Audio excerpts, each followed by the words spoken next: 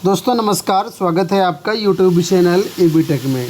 दोस्तों कई सारी बड़ी अपडेट्स निकल के आ रही हैं आप सभी के लिए। पहली जो अपडेट है वो असिस्टेंट प्रोफेसर भर्ती को लेकर के है।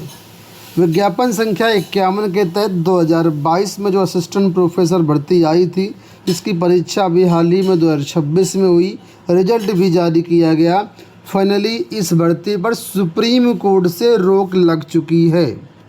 ये अपडेट है आप सभी के लिए। पूरा क्या मामला है वो देखते हैं। लिखा है, सुप्रीम कोर्ट ने मंगलवार को उत्तर प्रदेश के सरकारी सहायता प्राप्त कॉलेजों में असिस्टेंट प्रोफेसर की भर्ती मामले में यथास्थिति रखने का आदेश दिया है। शीर्ष अदालत के इस अंतरिम आदेश से सहायक प्रोफेसरों की भर्ती प्रक्रिया को करारा झटका लगा है, क्योंकि मंगलवार से ही 910 पदों के लिए इंटरव्यू की प्रक्रिया शुरू हुई थी। कल से ही इंटरव्यू यहाँ पर शुरू हुए थे, लेकिन अब यहाँ पर रोक लग चुकी है। जस्टिस प्रशांत कुमार मिश्रा और एस चंद्रशेखर की पीठ ने इस मामले में 25 मई 2026 के अंतरिम आदेश को प्रभावी बताते हुए मामले में सक्षम प्राधिकारों को यथास्थिति बनाए रखने का निर्देश दिया है। मामले की अगली सुनवाई 7 सितंबर को होगी। इससे पहले अपीलकर्ताओं ने पीठ को बताया कि रोक के बाद भी इस मामले में इंटरव्यू शुरू किया जा रहा है। हाईकोर्ट के फैसले के खिलाफ धीरज चंदानी सहित 19 प्रतिभागियों ने इस मामले में सुप्रीम कोर्ट में अपील दाखिल की थी। तो हाईकोर्ट से एक केस आया था, मतलब आदेश आया था, ठीक है। उस आदेश को बताया जा रहा है सरकार ने नहीं माना, आयोग ने नहीं माना और परीक्षा करवा दी। इसके बाद ही सुप्रीम कोर्ट ने इस मामले पर फिलहाल स्टे दे दिया है।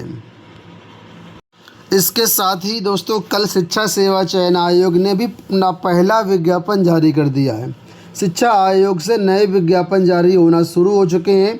कल प्राचार्य भर्ती के लिए जो नोटिफिकेशन है वो जारी हो चुका है। यहाँ पर देखेंगे तो बताया गया है, अशासकीय अनुदानित सह शिक्षा और महिला जो शिक्षा के महाविद्यालय हैं, यहाँ पर प्राचार्य के 111 पदों पर भर्ती के लिए आवेदन शुरू हो चुके हैं। आयोग के अध्यक्ष डॉक्टर प्रशांत कुमार ने बताया कि प्राचार्य पद के लिए OTR आधारित ऑनलाइन आवेदन व्यवस्था लागू की गई है।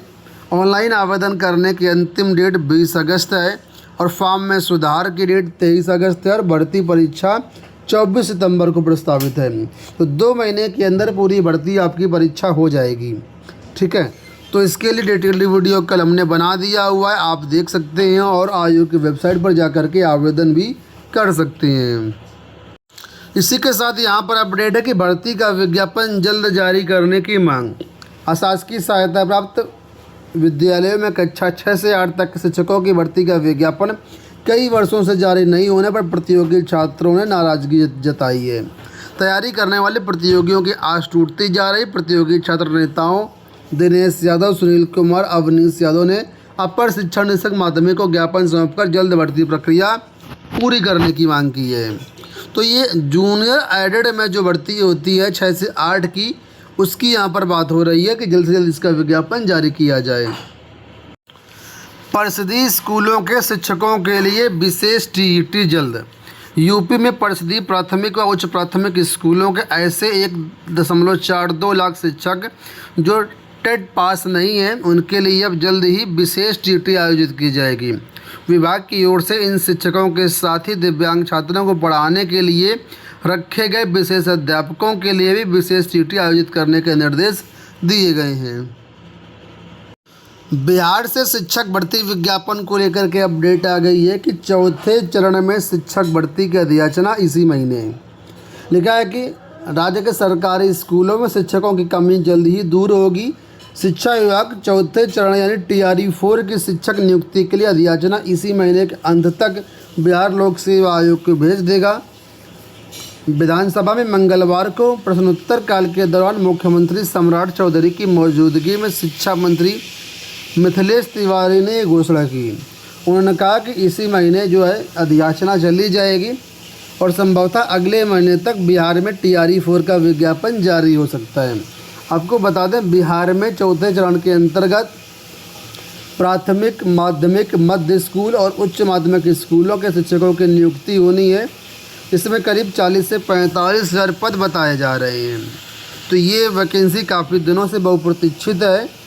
जल्द ही वैकेंसी आने की सूचनाएं लगातार मिल रही हैं, लेकिन विज्ञापन नहीं आ रहे थे, जिससे छात्रों में काफ़ी आक्रोश भी है।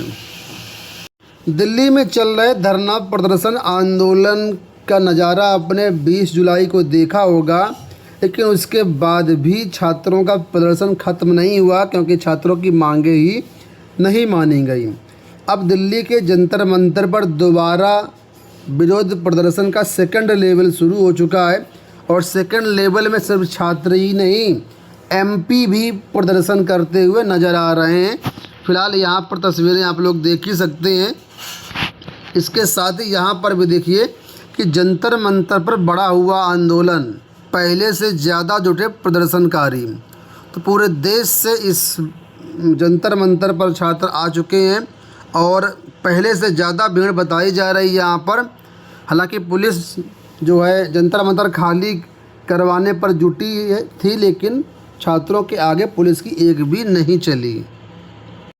विपक्ष कल सदन में सुनवाई चाहता था कि इस पर मामले की बहस हो, लेकिन सदन में कोई बहस नहीं हो पाई। लोकसभा राज्यसभा दोनों स्थगित हो चुकी थी, परसों भी स्थगित हो गई थी। तो राहुल प्रियंका इन लोगों ने पहले पीएम आवास के आसपास धरना दिया।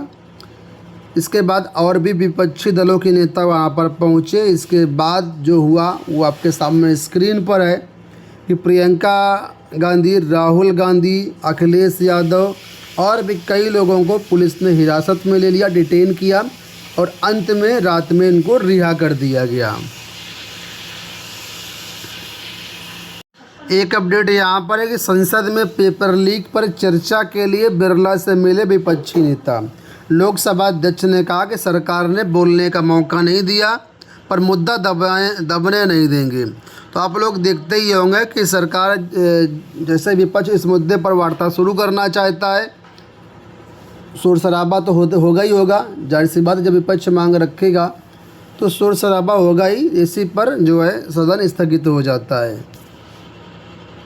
यानी कि सरकार इस पूरे मुद्दे पर कोई बात करना नहीं चाहती है, सुनना नहीं चाहती है।